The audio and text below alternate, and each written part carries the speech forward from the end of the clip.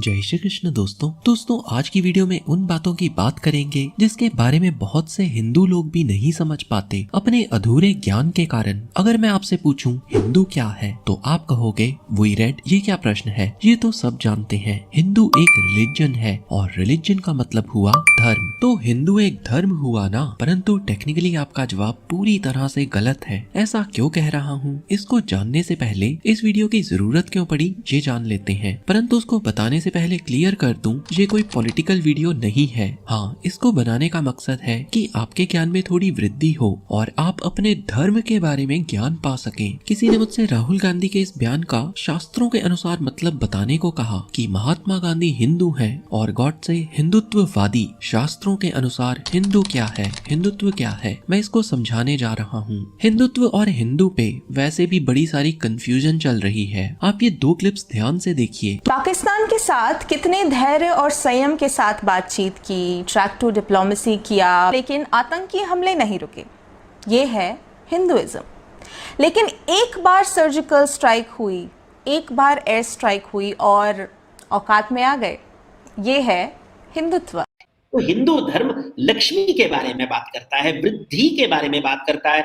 हिंदुत्व को इससे कोई लेना देना नहीं है, देश को गरीब करके रखेगा। तो आज बात इतिहास और धर्म ग्रंथों से करूंगा, परंतु इसको जानने से पहले जानना जरूरी है कि धर्म क्या है। और धर्म को जानने के लिए सुनेंगे एक कहानी। और हाँ, ये बता दूं, जो मैं आपको बताने जा रहा हूँ बहुत से लोगों को सुनने में अटपटा लगेगा, खास करके उनको जिन्होंने गीता को कभी पढ़ा ही नहीं। क्योंकि अगर हम शब्दकोश अर्थात डिक्शनरी में देखें तो धर्म शब्द का अर्थ रिलीजन मिलेगा, परंतु ये पूरी तरह से गलत है। हाँ, जिन्होंने गीता को कभी नहीं पढ़ा वो ये बात ध्यान में रखें कि महाभारत के युद्ध को भी धर्म युद्ध कहा गया था, यानी वो युद्ध भी धर्म युद्ध था। इस बात को दिमाग में बिठा लें और अब आराम से कहानी को सुने। एक गांव के लड़के ने खूब पढ़ाई लिखाई की, शहर गया, उसे अच्छी नौकरी मिली, फिर उसकी शादी हो गई। उधर गांव में उसके पिता की मृत्यु हो गई। तो लड़के ने सोचा कि अब उसकी माँ को उसको अपने पास शहर बुला लेना चाहिए, क्योंकि उसकी माँ को संभालना उसका धर्म है। और उसने ऐसा ही किया। फिर वो एक दिन अपनी पत्नी के साथ 5 स्टार होटल में खाना खाने जाने लगा। तो उसको ध्यान आया कि उसकी माँ को भी उसको ले जाना चाहिए, क्योंकि वो भूखी थोड़ी रहेगी। पत्नी ने समझाया कि माँ को 5 स्टार में खाने की तमीज नहीं है, इतने बड़े होटल में ये ठीक नहीं रहेगा। तो उसने अपनी पत्नी को समझाया कि उसकी माँ को भी उसके कारण कई बार अटपटा लगा होगा जब वह बचपन में शरारत करता था, और अब उसको अपनी माँ के खाने का ध्यान रखना ही होगा, क्योंकि ये उसका धर्म है। व्यक्ति अपनी माँ को लेकर होटल में गया। माँ को उसने बड़ा समझाया कि कांटे छुरी से खाना कैसे खाते हैं, परंतु उसकी माँ को समझ ना आया। तो बेटे ने सब लोगों के बीच में ही माँ को हाथ से खाना खाने दिया। अब माँ तो बूढ़ी थी, उससे तो हाथ से भी ठीक से खाना खाया नहीं जा रहा था, और कितना खाना तो वो अपने कपड़ों पे ही गिरा रही थी। परंतु लड़के को इस बात पर जरा भी शर्मिंदगी नहीं हुई। वो जानता था कि वो जो कर रहा है वो एकदम सही है। उसकी माँ की खुशी उसका धर्म है, और लोगों के रिएक्शन से ज्यादा इम्पोर्टेंट थी उसकी माँ की खुशी। इतना ही नहीं, जब माँ ने खाना खा लिया तो लड़का माँ को वॉश बेसिन पर लेके गया और उसने अपनी माँ की साड़ी से सारे खाने को झाड़ा, उसको एक कागज से पोंछा और एक गीले कपड़े से दाग को उतारने का प्रयास भी किया। और ऐसा करते उसके चेहरे पर कोई भी हीन भावना नहीं थी। लड़के को खुशी थी कि उसने जो भी किया वो एक बेटे का धर्म है। पूरे रेस्टोरेंट में केवल इन्हीं की आवाज आ रही थी, बाकी सभी लोग एकदम शांत थे और सभी लोग उसको ऐसा करते देख भी रहे थे। लड़का दोबारा टेबल पर आया और उसने बिल दिया। लड़का अपनी माँ और पत्नी के साथ रेस्टोरेंट छोड़कर बाहर जाने ही वाला था कि एक बूढ़ा आदमी लड़के के पास आया और उससे पूछने लगा, क्या तुम्हें नहीं लगता कि तुम कुछ यहाँ पर छोड़ कर गए हो? लड़का बोला, नहीं। बूढ़ा बोला, तुम छोड़ गए हो हम सभी लोगों के लिए एक सबक। यहाँ बैठे हर एक बेटे के लिए तुमने सबक छोड़ा है, और यहाँ बैठे हर पिता के लिए एक उम्मीद कि हर बेटा अपने धर्म को निभाएगा। सभी लोगों के चेहरे पर मुस्कान थी और आंखों में इस व्यक्ति के लिए सम्मान। अब आपने इस बेहतरीन कहानी में कितनी बार धर्म शब्द को सुना? ये सभी धर्म है। कुछ और उदाहरण देखते हैं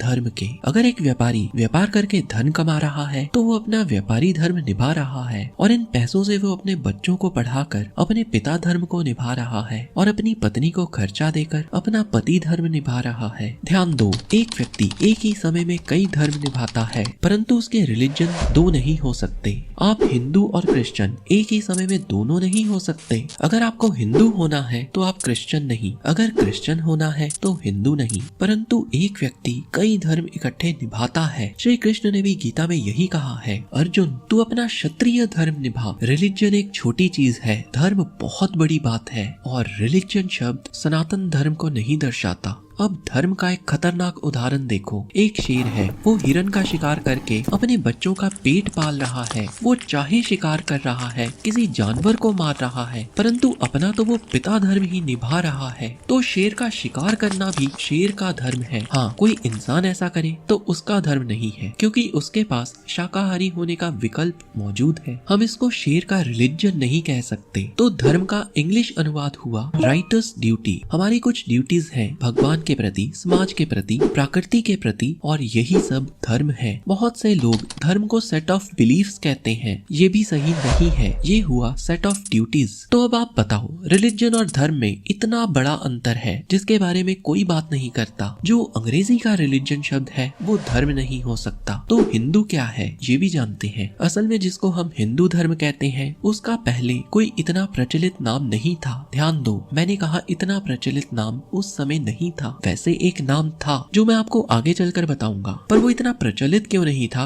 ये भी जानते हैं। प्रचलित नाम ना होने का कारण है पहले कोई और रिलीजन था भी नहीं, तो जो चीज है ही एक, उसको नाम देने की जरूरत ही क्या थी। तो वैदिक काल के हिसाब से मतलब बना रिलीजन या धर्म, आज का हिंदू धर्म। इसीलिए बहुत से लोग कहते हैं कि केवल हिंदू धर्म ही धर्म है। अब आप एक मजे की बात देखो, हमारे अनेकों ग्रंथ हैं, वेद, गीता, पुराण इत्यादि। हम लोग कई प्रकार के देवी देवता और भगवान को मानते हैं, परंतु कभी किसी ने अलग रिलीजन नहीं बनाया। कभी किसी ने ऐसा नहीं कहा कि भगवान शिव को मानने वालों का एक अलग रिलीजन होगा और श्री कृष्ण को मानने वालों का अलग। और ना ही किसी ने ऐसा कहा कि तू पैसे पकड़ और भगवान शिव की भक्ति छोड़कर श्री कृष्ण की भक्ति शुरू कर दे। उस समय सभी लोग शांति पूर्वक अच्छे से एक ही धर्म निभा रहे थे। अलग अलग मान्यताएं होते हुए भी लोग धर्म के नाम पर नहीं लड़ते थे, क्योंकि कोई डिवीजन नहीं था। और यही धर्म का उद्देश्य भी है, जोड़ना ना कि अलग करना। तो अब जानते हैं हिंदू शब्द कहाँ से आया। अब इसके लिए दो मान्यताएं हैं, दोनों को देखते हैं। नॉर्दर्न इंडिया में बहने वाली नदी है इंडस रिवर, जिसको सिंधु नदी भी कहते हैं। वहीं से नाम पड़ा हिंदू। पर्शियन लोग जब भारत में आए थे तो वो लोग ठीक से सिंधु नहीं बोल पाते थे, क्योंकि पर्शियन लोग स को ह बोलते हैं। तो वो लोग जब इधर आए तो उन लोगों ने हमें हिंदू नाम से पुकारना शुरू कर दिया, क्योंकि अब धर्म को दूसरे धर्म से अलग करने के लिए कोई तो नाम देना ही था। क्योंकि हमारी और उनकी मान्यताओं में काफी अंतर था, तो उन्होंने कहा जो लोग सिंधु नदी के इधर हैं वो हिंदू हो गए। अब दूसरी मान्यता ये भी है कि अरबी भाषा में सुंदर को भी हिंदू कहते हैं। तो वो लोग जब भारत आए तो उनको लगा कि यहाँ के लोग बड़े सुंदर और सभ्य हैं, तो उन्होंने हमें हिंदू नाम दे दिया। दोनों में से कोई भी मान्यता सही हो, उनको क्या लगा ये तो वही जाने, पर ये स्पष्ट है हिंदू नाम दिया उन्हीं लोगों का था। और हैरानी वाली बात ये है, हिंदू शब्द किसी भी धार्मिक ग्रंथ में कहीं पर भी प्रयोग नहीं किया गया। हाँ, अथर्ववेद में धर्म को सनातन कहा गया है। सनातन मतलब जो कभी न मरे और अनंत काल से चला आ रहा हो। अब आप कहोगे तो क्या सिर्फ सनातन कह देने से हमारा धर्म सच में कभी नहीं मरेगा? तो थोड़ा इतिहास को देखो,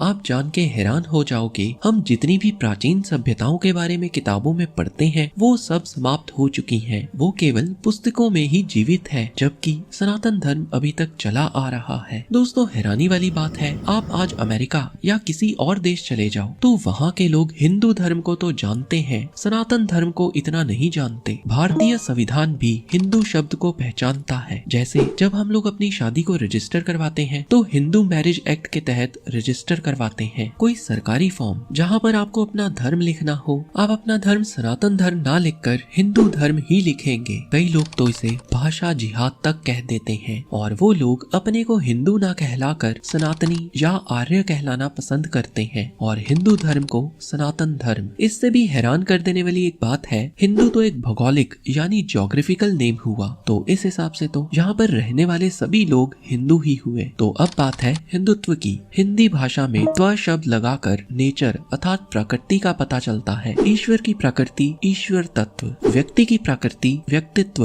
हिंदू की प्रकृति हिंदुत्व। तो इस प्रकार अगर हिंदू सनातन धर्म का शरीर है, हिंदुत्व सनातन धर्म की आत्मा है। और अगर कोई कहता है कि गांधी हिंदू थे और गॉडसे हिंदुत्व, तो ये तो वही बात हो गई। कोई कहे गांधी पुरुष थे और गॉडसे में पुरुष तत्व था, गलत है ना, ये है या नहीं? हिंदुत्व शब्द को प्रचलित किया था महान स्वतंत्र सेनानी वीर सावरकर ने। और हमारे देश में आजकल लोगों ने स्वतंत्र सेनानियों को भी बांट कर रख दिया है, गांधी कांग्रेस के तो वीर सावरकर बीजेपी के। शायद यहीं से जन्म हुआ होगा राहुल गांधी के इस बेतुके बयान का। तो कमेंट करके बताओ, क्या आपको पता थे ये सभी फैक्ट्स? और वीडियो को हर उस व्यक्ति के साथ शेयर करना ना भूलें जो हिंदू धर्म के बारे में जानकारी प्राप्त करना चाहता है। और वीडियो की कुछ गहरी बातें ना समझ आई हो तो दोबारा देख लीजिए। हरे कृष्णा।